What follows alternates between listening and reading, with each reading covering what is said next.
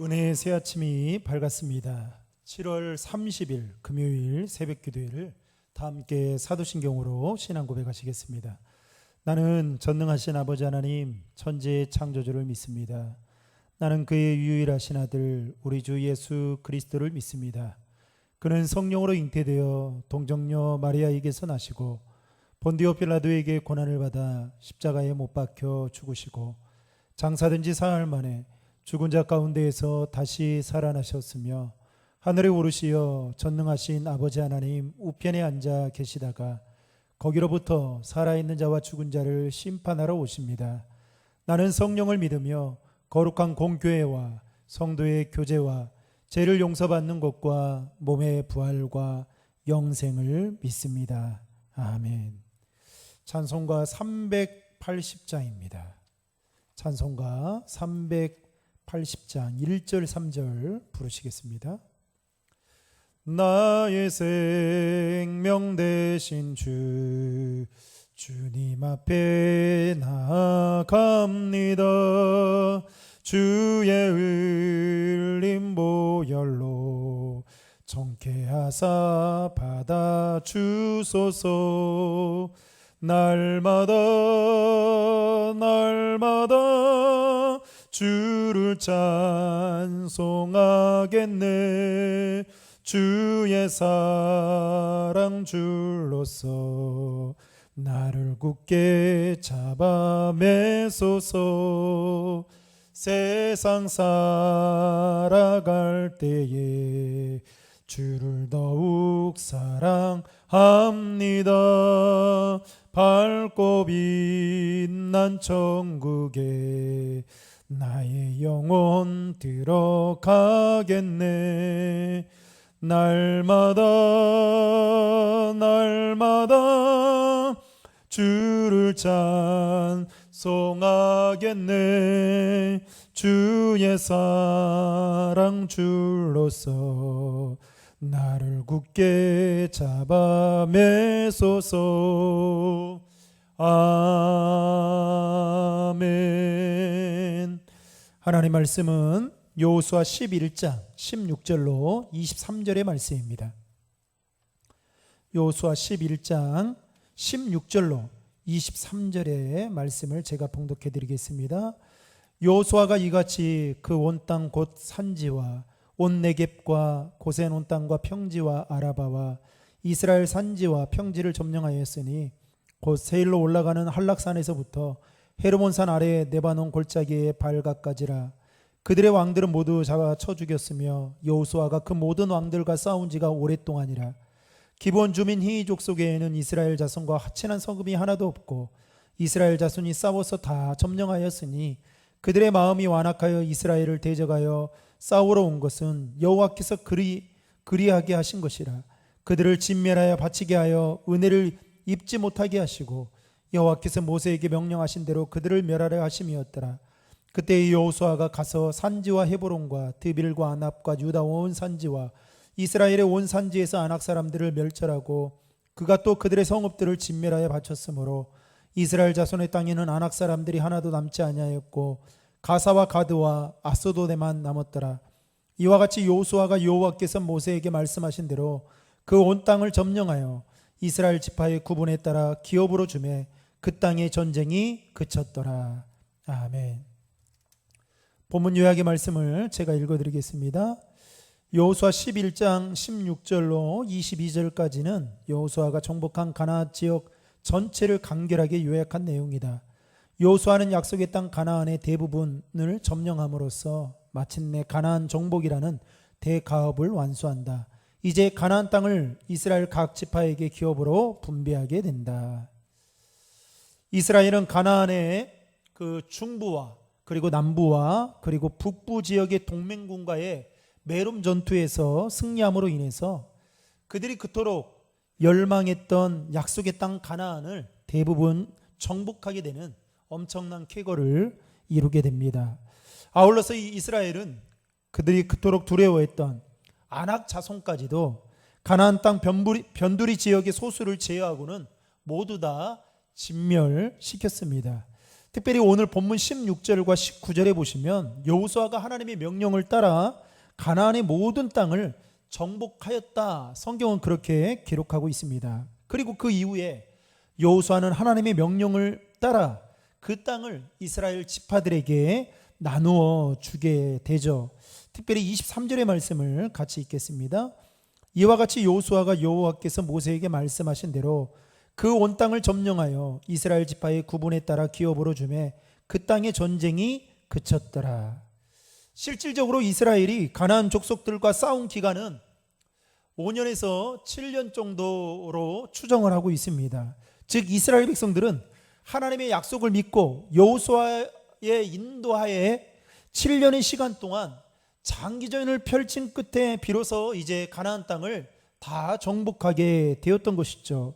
이것은 일찍이 하나님께서 모세에게 약속하셨던 것이고 더 거슬러 올라가면 믿음의 조상 아브라함에게 약속하셨던 말씀이기도 했습니다.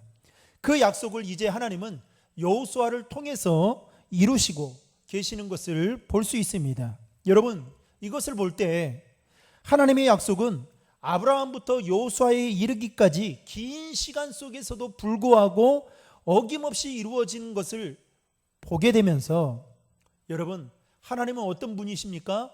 바로 우리에게, 하나님의 자녀들에게, 믿는 자들에게 약속하신 그 말씀을 반드시 이루어 주시는 분이심을 성경은 말하고 있다라는 것입니다. 중요한 것은 하나님께서 하나님의 약속을 반드시 이루신다라는 것을 믿는 사람은 그 기간이 길다 할지라도 인내하고 참고 기다려야 한다라는 것이죠. 그래서 여러분, 믿음은 어쩌면 기다림이라 말할 수 있는 것입니다. 사랑하는 성도 여러분, 올해 하나님이 여러분들에게 주신 각자에게 주신 말씀들이 있을 겁니다. 그 말씀이 어떤 분들은 응답이 된 분들도 있을 것이고 아니면 지금까지도 그 응답을 받기 위해 기도하시는 분들도 계실 것입니다. 그러나 여러분, 조급한 마음 때문에 그 약속의 말씀을 붙드는 것을 포기하지 마시기 바랍니다. 왜냐하면 신실하신 하나님은 우리에게 하신 그 약속의 말씀대로 하나님의 때에 반드시 이루어 주시는 분이시기 때문입니다. 오늘 본문 말씀 중에도 특별히 20절 말씀에 보시면 이스라엘을 대적했던 가나안의 거민들이 그들의 마음을 강팍하게 하신 것은 하나님께서 그들을 저주받아 진멸되게 하시고자 그렇게 하신 까닭이다 라고 말씀하고 있는데요, 여러분 20절의 말씀을 같이 읽겠습니다. 그들의 마음이 완악하여 이스라엘을 대적하여 싸우러 온 것은 여호와께서 그리하게 하신 것이라. 그들을 진멸하여 바치게 하여 은혜를 입지 못하게 하시고 여호와께서 모세에게 명령하신 대로 그들을 멸하려 하심이었더라. 이 말이 무슨 말입니까? 곧 하나님께서 가나안 사람들을 그냥 악한 대로 내버려 두셨다라는 것을 말하고 있는 것입니다. 사도 바울은 이 부분에 대해서 로마서 1장 28절에 이렇게 설명합니다. 하나님께서 저희를 그 상실한 마음대로 내어버려 두셨다라고 말하고 있습니다. 즉 하나님으로부터 버림을 받게 되도록 그것보다 여러분 더 저주스러운 것이 없다라는 것이죠. 여러분, 부모가 자식이 잘못된 길로 걸어가면 어떻게 해야 됩니까? 징계를 해야 되죠. 일단은 공고를 하고 말을 듣지 않으면 매를 들어서 그 잘못된 길에서 나올 수 있도록, 걸어가지 못하도록 징계를 내려야 됩니다. 그런데 여러분, 만약에 그 잘못된 길을 걸어간데도 불구하고 부모가 아무 말도 않고 무관심한다, 여러분 이것처럼 여러분 안 좋은 게 어디 있겠습니까? 마찬가지죠. 학교 학생이 공부를 하는 데 있어서 공부도 안 해주고 늘 수업 시간에 잠만 자고 그러면 선생님이 그 학생을 깨우면서 공부하라고 인도하는 것이 선생님이 본연의 또 사명이기도 하지만 또 그렇게 해야 되는 거죠. 그런데 그 학생이 잠을 자든 뭘 하든 조퇴를 하든 아니면 그냥 수업 도중에 나가든 아무 이야기를 안 하고 방치해 버려둔다, 이것처럼 불행한 일이 없는 것이죠. 마찬가지입니다. 하나님께서 하나님의 자녀들이 제약된 길로 걸어갈 때에 어떻게 해요? 그때마다 하나님이 우리에게 말씀해 주시는 것이 여러분 우리에게 엄청난 축복이라는 사실을 믿으시길 바랍니다. 그런데 가나안 사람들은 어떻게 해요? 그들이 제약된 길로 걸어가는데 그대로 그냥 내버려 두셨다는 거예요. 은혜의 손길을 거두어 버렸다라는 것입니다. 여러분, 사무엘상에 보면 사울이 하나님의 기름 부음으로 받게 되죠. 그래서 이스라엘의 초대 왕이 됩니다. 그런데 그가 얼마나 교만하게 됩니까? 그래서 하나님을 버리게 되고 스스로 제사를 드리게 됩니다. 이 일로 인해서 사무엘은 하나님으로부터 버림을 받게 되는데, 그때 하나님의 영이, 성령이 그에게서 떠나게 됩니다. 그로부터 사울은 악신이 그의 영을 지배하게 되었던 것이죠. 그냥 내버려 둔 겁니다. 방치해 버린 것이죠.